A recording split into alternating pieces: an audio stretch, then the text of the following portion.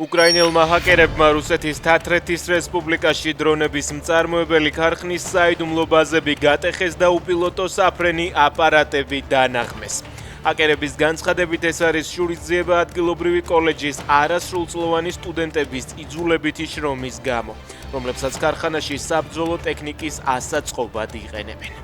რუსეთის პოლიციამ ირკუტსკში ბენზინის გადამყიდველები დააკავა 4 პირის საწვავს გაძვირებულ ფასადხით და ერთ-ერთი მათგანი 1 ლიტრ ბენზინს მყიდველებს ინტერნეტში 250 რუბლად სთავაზობდა. დაკავებულთაგან 3 საწვავს ონლაინ ყიდდა და 1 კი ბენზინგასამართი სადგურის ტერიტორიაზე.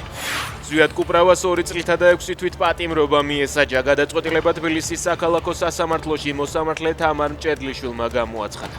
ნაციონალური მოძრაობის თბილისის საკრებულოს წევრი გასული წლის ოქტომბერში ხელისუფლების დამხობისკენ მოწოდების ბრალდებით დააკავეს. მიზეზი მის მიერ გავრცელებული ვიდეო მიმართვა იყო.